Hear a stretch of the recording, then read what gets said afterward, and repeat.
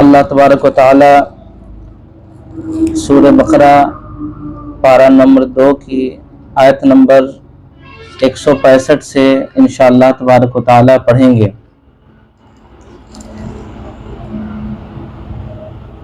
اس سے پہلے اللہ تبارک و تعالی نے اپنے وجود، اپنے علم اور اپنی قدرت اور اپنی وحدانیت پر اللہ تبارک و تعالی نے دلائل قائم کیے تھے۔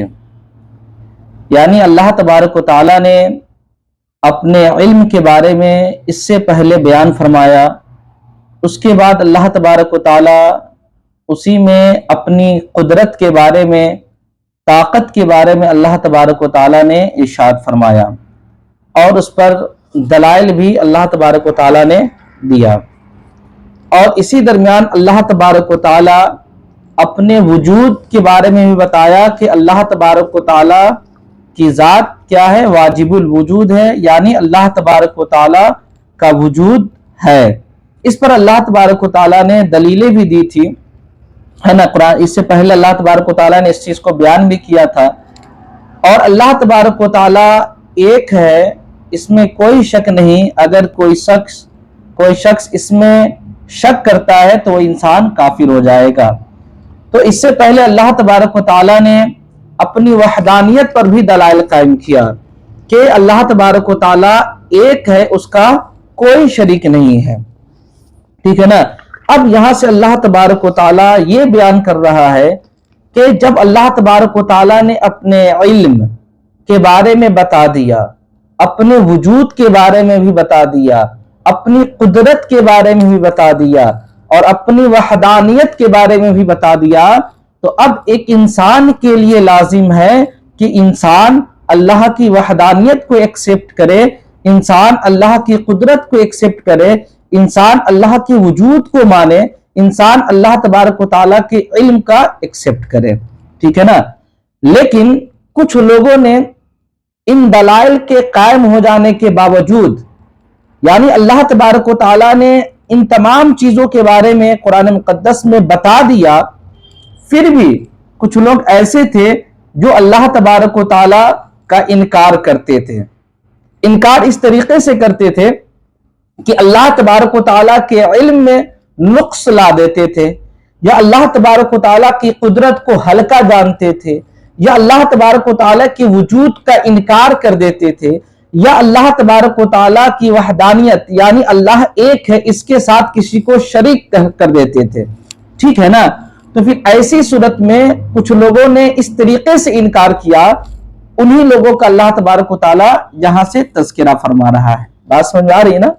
یعنی اللہ تبارک و تعالیٰ نے جو دلائل قائم کر چکے جس کے بارے میں، ہے نا، اسی کے بارے میں، اسی کا کچھ لوگوں نے جاننے کے باوجود انکار کیا، اسی کا بیان ہے۔ مثال کے طور پر میں نے آپ کو ہر چیز بتا دیا، آپ کو اس تمام چیز کا علم ہے، ٹھیک ہے نا، اس کے باوجود آپ اس چیز کا انکار کریں گے تو یہ غلط نہ ہو جائے گا۔ تو کچھ لوگ ایسے بھی تھے جو اللہ تبارک و تعالیٰ کے بتائے ہوئے تمام احکام کو جاننے کے باوجود وہ لوگ اس چیز کا انکار کرتے تھے۔ اسی کو اللہ تبارک و تعالیٰ آیت نمبر 165 سے ارشاد فرماتا ہے، وَمِنَ النَّاسِ مَن يَتَّخِذُ مِن دُونِ اللَّهِ أَندَادًا، کہ کچھ لوگ ایسے تھے جو اللہ کے علاوہ، ایک منٹ،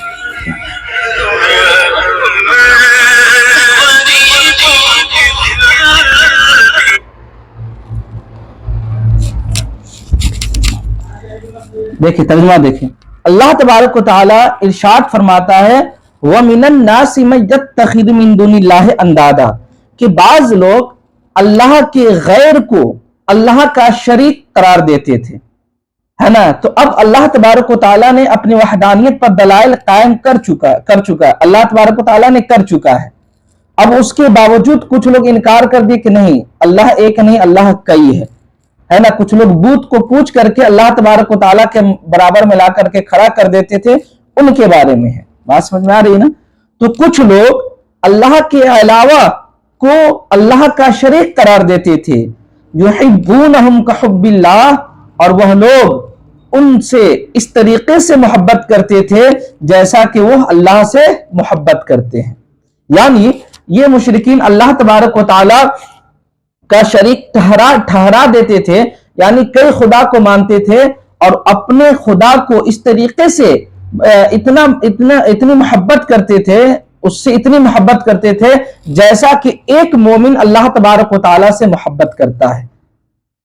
اور یہ حقیقت ہے کہ ایک بندے مومن جتنا اللہ تبارک و تعالیٰ سے محبت کرتا ہے، ایک کافر اپنے معبود سے اتنا محبت نہیں کرتا ہے۔ یہ ریالٹی، یہ حقیقت ہے۔ اس لیے کہ اگر یہ حقیقت نہ ہوتی تو جو لوگ اپنے معبود کو بناتے ہیں خود سے اور اس کے بعد اس کو لے جا کر کے ندی میں ڈھا دیتے ہیں، یہ محبت کی دلیل نہیں۔ اور جو مومن اللہ سے محبت کرتا ہے وہ اس طریقے سے نہیں کرتا ہے۔ تو پتہ کیا چلا کہ مومن جو اللہ تبارک و تعالیٰ سے محبت کرتے ہیں، جتنا محبت کرتے ہیں اتنا محبت ایک کافر اپنے خدا سے محبت نہیں کرتا۔ چلیے، والذین آمنوا اشد حبا للہ، ہے نا، اور وہ لوگ جو لوگ ایمان لائے، ہے نا، وہ لوگ اللہ تبارک و تعالیٰ سے سب سے زیادہ محبت کرنے والے ہیں۔ اللہ خود اس کے بارے میں فرما رہا ہے کہ یہ کافر اپنے خدا سے جو محبت کرتے ہیں نا، اس سے کہیں زیادہ ایک مومن اللہ تبارک و تعالیٰ سے محبت کرتا ہے۔ بات سمجھ آ رہی نا؟ اللہ خود فرماتا ہے۔ اب یہاں پر دیکھیں، اللہ تبارک و تعالیٰ نے یہاں پر اندادہ کا لفظ ارشاد فرمایا کہ کچھ لوگ اللہ کے علاوہ کو شریک ٹھہراتے ہیں، اللہ کے شریک ٹھہراتے ہیں۔ اندادہ کا کیا معنی ہے؟ دیکھیے، اندادہ سے کئی معنی یہاں پر مراد ہے۔ ایک قول یہ ہے کہ اندادہ سے مراد وہ بت ہے جن کی مشرکین اللہ تبارک و تعالیٰ کی طرح عبادت کرتے تھے، ہے نا، جن کو یعنی اندادہ ایک بت کا نام ہے جس کو یہ مشرکین پوجا کرتے تھے، ٹھیک ہے نا۔ اور ایک قول کے مطابق یہ ہے کہ اندادہ سے مراد ان کے کافر پیشوا ہیں، ان کے کافر پیشوا جو دنیا میں ان کے کافر پیشوا تھے، ہے نا۔ مثال کے طور پر ایک مسلمان کے لیے جو پیشوا ہوتا ہے نا، وہ پیشوا کون ہوتا ہے؟ ایک عالم ہوتا ہے، ایک امام ہوتا ہے، ٹھیک ہے نا۔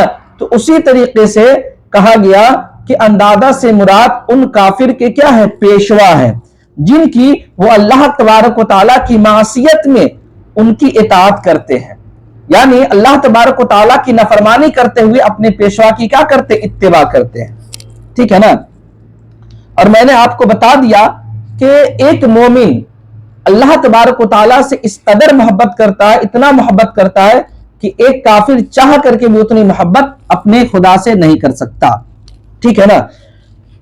اور دیکھیے، اللہ تبارک و تعالیٰ سے بندہ مومن سب سے زیادہ محبت کرتا ہے، پھر اس کے بعد اللہ تبارک و تعالیٰ کے بعد ایک بندہ مومن سب سے زیادہ جو محبت کرتا ہے وہ کس سے کرتا ہے؟ اپنے آقا صلی اللہ تعالیٰ علیہ وسلم سے محبت کرتا ہے، پھر دیگر انبیاء کرام سے محبت کرتا ہے، پھر رسولان اعظام سے محبت کرتا ہے۔ اب دیکھیں، تعظیم اور محبت میں سب سے جو ہے نا بڑا مرتبہ قرآن مجید کا ہے، ٹھیک ہے نا، پھر کیا ہے؟ حدیث کا ہے، ٹھیک۔ اس کے علاوہ تعظیم کا اگر معنی کریں گے، مرتبے کا اگر معنی ادا کریں گے تو سب سے بڑا مرتبہ جو ہے نا وہ مسجد حرام کا یعنی قبلہ کا ہے، ٹھیک ہے نا۔ اس کے بعد یعنی مسجد حرام کے بعد، قبلہ کے بعد سب سے جو ہے نا بڑا مرتبہ جو وہ کیا ہے؟ مسجد نبوی کا ہے نا، یعنی مکہ مکرمہ جو ہے نا مدینہ منورہ سے کیا ہے؟ افضل ہے، ٹھیک ہے نا۔ لیکن میرے آقا صلی اللہ تعالی علیہ وسلم نے ارشاد فرمایا، لیکن میرے آقا صلی اللہ تعالی علیہ وسلم کی دعا کے مطابق مدینہ منورہ مکہ مکرمہ سے کیا ہے؟ افضل ہے۔ اور میرا بھی یہی ماننا ہے کہ مدینہ منورہ، مدینہ پاک، یہ مکہ مکرمہ سے کیا افضل ہے۔ تبھی تو اعلیٰ حضرت نے ارشاد فرمایا، سب نے تو سر جھکایا ہے کعبہ کے سامنے۔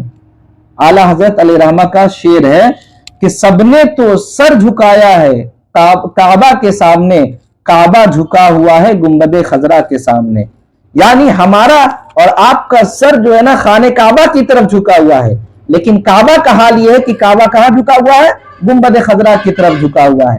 اس اعتبار سے دیکھا جائے تو سب سے افضل کون ہوا؟ مکہ مکرمہ خانہ کعب مدینہ منورہ ہوا، گنبد خضرا ہوا، اس کے بعد کیا ہے مکہ مکرمہ ہوا، ٹھیک ہے نا۔ اس کے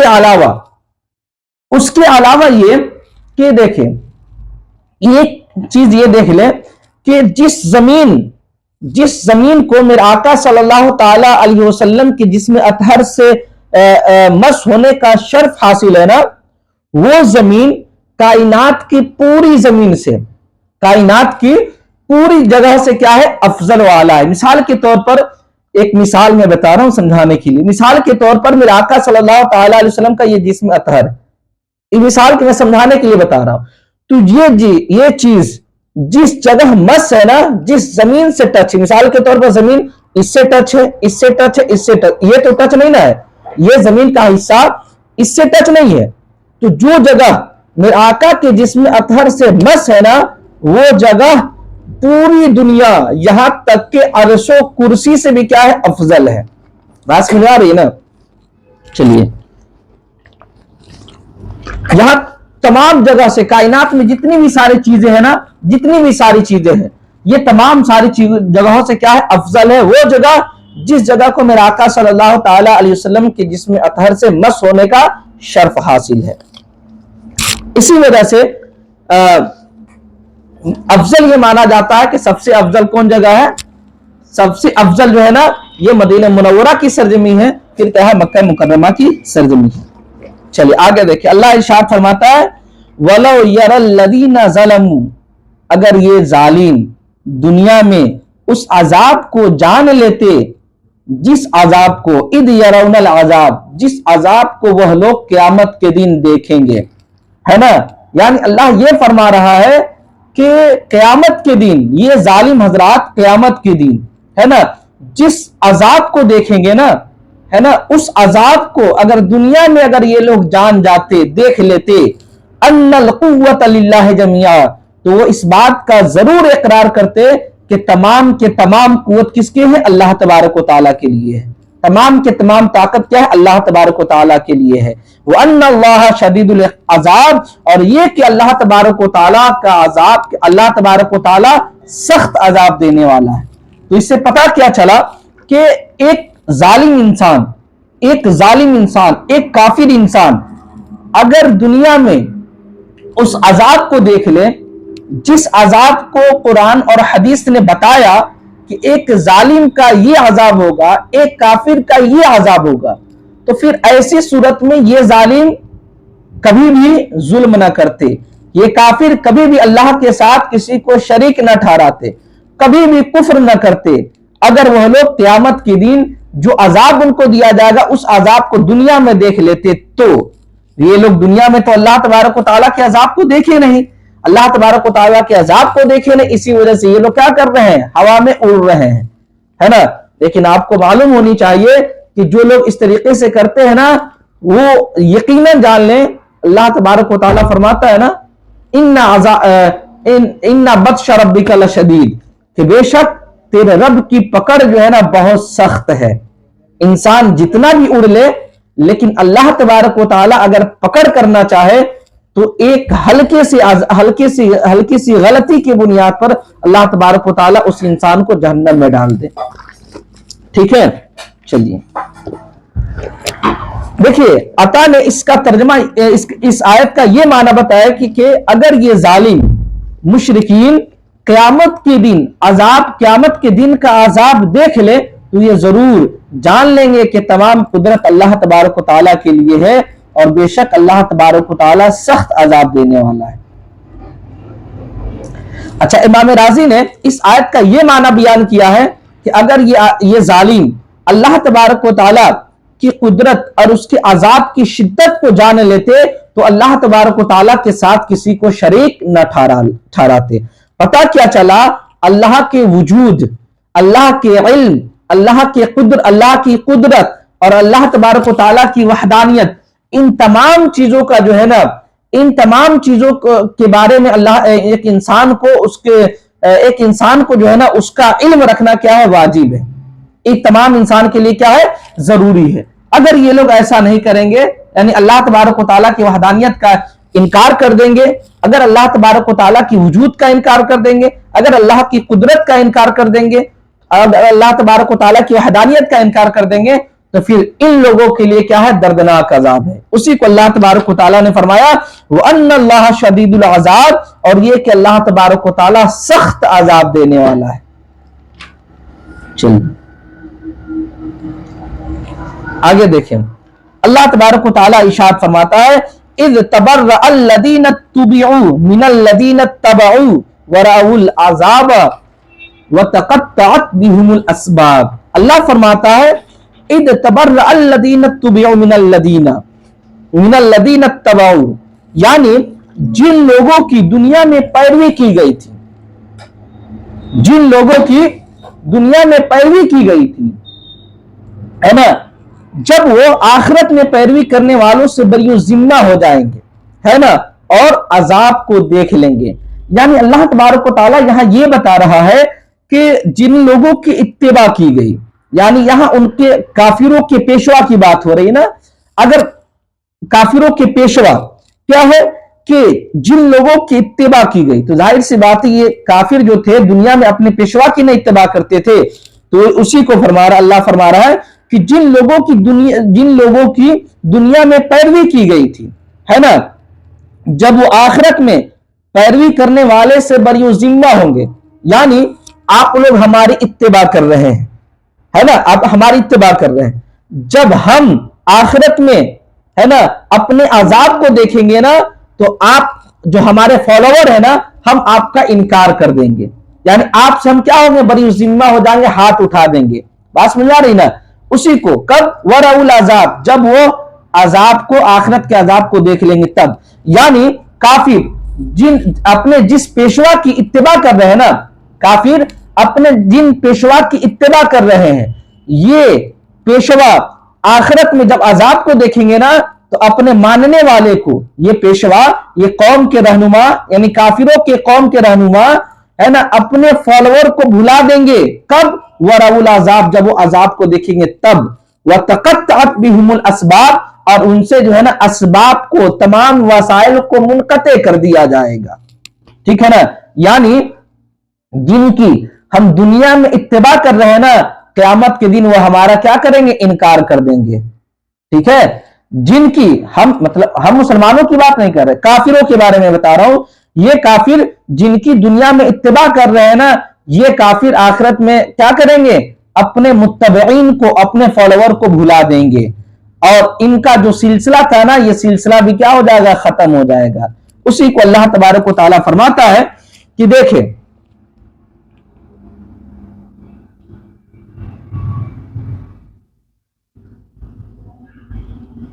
ہاں، قتادہ عطا اور ربی نے کہا کہ جن رئیسوں اور سرداروں کے حکم سے دنیا میں مشرکین نے کفر کیا تھا، جب وہ دونوں آخرت میں عذاب کو دیکھ لیں گے تو اپنے متبعین کے کفر سے بری ذمہ ہو جائیں گے۔ یعنی یہ پیشوا ہاتھ اٹھا دیں، کہیں کہ نہیں، ہم نے جو ہے نا، ہم نے کفر کی تعلیم نہیں دی تھی، ہم نے ان کو غلط راستے پر نہیں بلایا تھا، یہ لوگ خود چلے آئے تھے۔ یعنی پیشوا جو ہوں گے کافر کو، وہ کیا ہوں گے؟ جب آخرت کے عذاب کو دیکھ لیں گے تو اپنے ہاتھ کو اٹھا دیں گے۔ سبھی نے یہ کہا کہ گمراہ کرنے والے شیاطین انسانوں سے بری ذمہ ہو جائیں گے، یعنی شیطان جو انسانوں کو، شیطان جو انسانوں کو بھٹکاتا ہے نا، یہ شیطان قیامت کے دن کیا کریں گے؟ اپنے ہاتھ کو کھڑے کر دیں گے اور اپنے آپ کو ان گمراہوں سے کیا ہوں گے؟ بری ذمہ کر دیں گے۔ ایک قول کے مطابق یہ ہے کہ ہر گمراہ کرنے والا متبوع اپنے تابع سے بری ہوگا۔ مطلب کیا ہے؟ ایک قول کے مطابق کیا ہے؟ ہر وہ چیز ہے نا، ہر وہ پیشوا، ہر وہ آئیڈیل جو اپنے فالوور کو بھٹکا دے، قیامت کے دن یہ پیشوا، یہ آئیڈیل اپنے فالوور سے کیا ہوں گے؟ الگ ہو جائیں گے، ہاتھ اٹھا دیں، کہیں کہ نہیں، یہ ہماری باتوں کی وجہ سے، ہمارے کہنے کی وجہ سے انہوں نے ایسا نہیں کیا، بلکہ اس نے خود ایسا کیا، ٹھیک ہے نا۔ یہاں پر اللہ تبارک و تعالیٰ نے فرمایا وَتَقَطَّعَتْ بِهُمُ الْأَسْبَابُ، اور ان سے کیا ہوں گے؟ تمام وسائل منقطع ہو جائیں گے، تمام وسائل منقطع ہو جائیں گے۔ اس کا کیا مطلب ہے؟ اس کا مطلب یہ ہے، دیکھیے، سبب کی جمع ہے اسباب۔ سبب کا معنی یہ ہے کہ جس سے کسی چیز کو باندھ کر کھینچا جائے، جس سے کسی کو باندھ کر کے کھینچا جائے اس کو سبب بولتے ہیں۔ مثال کے طور پر انڈا میں، کنواں میں جب ہم ڈول ڈالتے ہیں نا، تو ڈول ڈالتے ہیں تو رسی سے نیچے ڈالتے ہیں، اور کھینچتے کس سے؟ رسی کی وجہ سے کھینچتے ہیں، رسی کے سہارے کیا ہوتے ہیں؟ ڈول کو کھینچتے ہیں۔ تو گویا کہ رسی کیا ہو گیا؟ سبب ہو گیا ڈول کو کھینچنے کے لیے، ہے نا؟ تو یہ طریقہ، یہ رسی کیا ہو گیا؟ یہی سبب کہلایا۔ لیکن اس کا اطلاق اب ہر اس چیز پر ہونے لگا، ہے نا، جس سے کسی چیز کو کھینچا جائے، ٹھیک ہے نا؟ چلیے، اسباب سے یہاں کیا مراد ہے؟ اسباب کا سبب کا معنی تو ہم نے جان گیا، اسباب کا معنی کیا ہے یہاں پر؟ دیکھیں، اس کے بارے میں کئی قول ہیں۔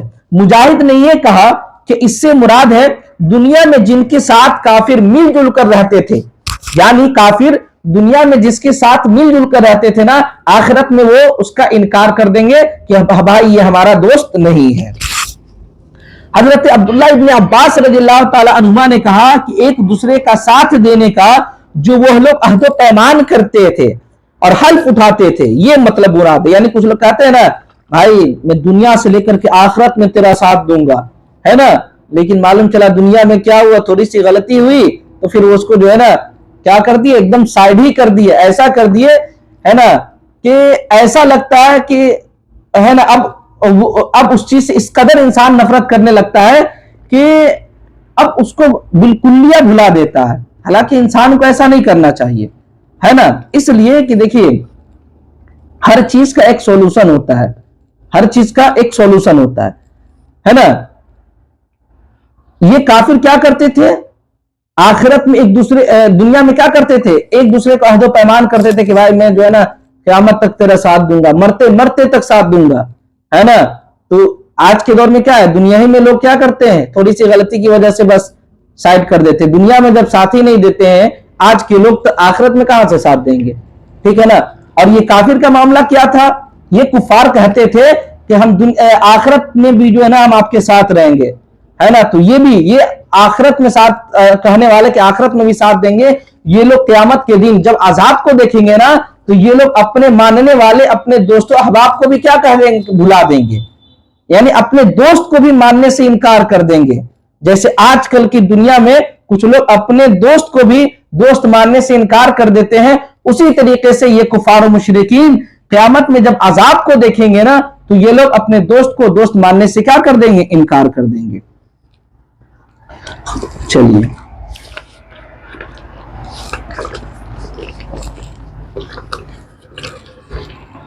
آگے دیکھیں، اللہ تبارک و تعالیٰ فرماتا ہے وَقَالَ الَّذِينَ اتَّبَعُوا لَوْ أَنَّ لَنَا كَرَّةً، یعنی اور ان کی پیروی کرنے والے کہیں گے، یعنی فالوور کہیں گے، لَوْ أَنَّ لَنَا كَرَّةً، اے کاش یہ ممکن ہو جاتا، اے کاش ہمارے لیے دنیا میں لوٹنا کیا ہوتا، ممکن ہو جاتا۔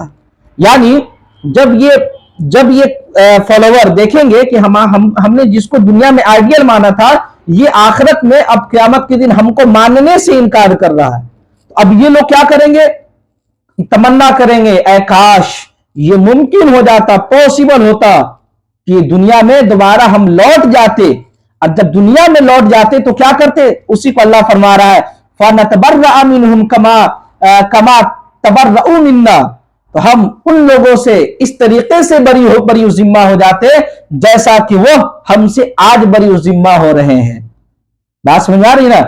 یعنی یہ تمام فالوور جو دنیا میں اپنے آئیڈیل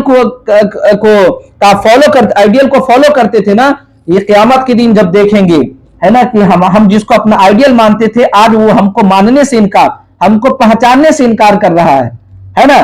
جب ہم سے پہچاننے سے انکار کر رہا ہے تو یہ تمام فالوورز، تمام متبعین خواہش ظاہر کریں گے، اے کاش میں دنیا میں لوٹ جاتا، اور جب دنیا میں لوٹ جاتا تو ہم اپنے آئیڈیل کو اس طریقے سے بھلا دیتے، اس طریقے سے ہم اس سے بری ذمہ ہو جاتے، سائیڈ ہو جاتے، جیسا کہ آج وہ قیامت کے دن ہم سے سائیڈ ہو رہا ہے۔ لیکن حسرت، افسوس سے کچھ نہیں ہوگا، قیامت کے دن افسوس اور حسرت سے کچھ نہیں ہوگا، اس لیے کہ دوبارہ دنیا میں تو لوٹایا نہیں جائے گا۔ اسی وجہ سے دنیا کیا کہا گیا، مومنوں کے لیے دنیا قید خانہ قرار دیا، اور کافروں کے لیے دنیا جنت عیش و عشرت کی جگہ قرار دیا گیا۔ چلیے، کذالک یریہم اللہ اعمالہم،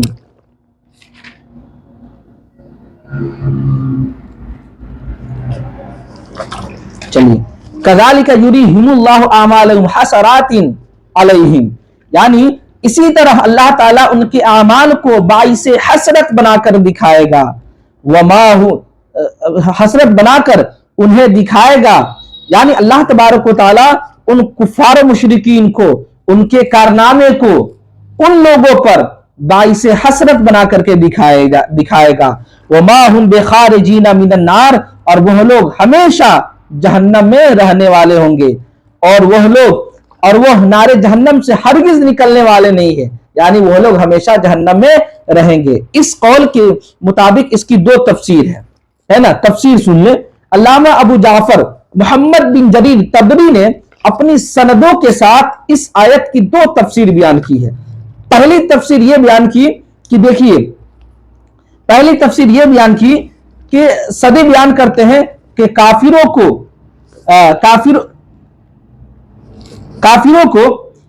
جنت دکھائی جائے گی، اور جب جنت دکھائی جائے گی تو جنت کے تمام محلات کو، بڑی بڑی بلڈنگوں کو دکھایا جائے گا۔ جب بڑی بڑی بلڈنگوں کو دکھایا جائے گا، اس کے بعد ان لوگوں کو، بڑی بڑی بلڈنگوں کو کافروں کو دکھایا جائے گا، اور کافروں سے کہا جائے گا کہ اے انسان، اے کافر، اگر تو نیک عمل کیا ہوتا تو تجھے یہی بلڈنگ ملتا، تجھے یہی بلڈنگ ملتا، تو نے دنیا میں اچھا کام نہیں کیا، تم نے کفر کیا، لہٰذا اب یہ تیرے حصے میں نہیں جائے گا بلکہ یہ مسلمانوں مومنوں کے حصہ میں جائے گا۔ اب بتائے آپ کو لقمہ دکھا دے، ہم آپ کو لقمہ دکھا دے، اور لقمہ دکھانے کے بعد آپ کے منہ کے قریب لے جائے پھر ہٹا دے، تو کیسا لگے گا آپ کو؟ تو وہی اللہ فرما رہا ہے کہ کافروں کو ان کے نام اعمال کو باعث حسرت بنا کر کے پیش کیا جائے گا، یعنی کفار مشرکین کو جنت تو دکھا دیا جائے گا کہ دیکھو جنت یہ ہے نا، اگر اچھا عمل کیے ہوتے تو دیکھو تم کو بڑے بڑے محلات ملتے، لیکن تم نے اچھا عمل نہیں کیا، کفر کیا، لہٰذا یہ اب تیرے حصے میں نہیں ہے بلکہ یہ مومنوں کے حصے میں ہے۔ تو حسرت ایک ہوتا ہے نا حسرت بنانا، ایک ہوتا ہے کہ بغیر حسرت کے کام چلا لینا۔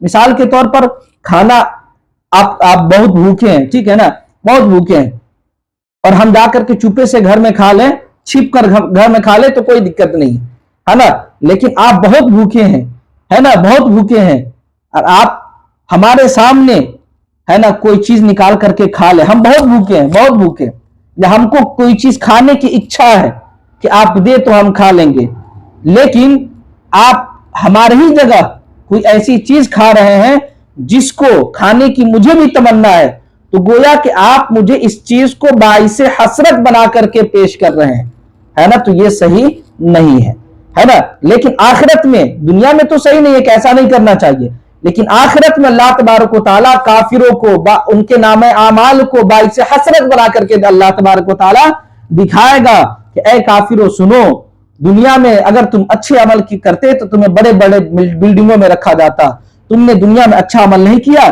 اس لیے آخرت میں تمہیں یہ بلڈنگ نہیں دیا جائے گا بلکہ یہ بلڈنگ مومنوں کو دیا جائے گا۔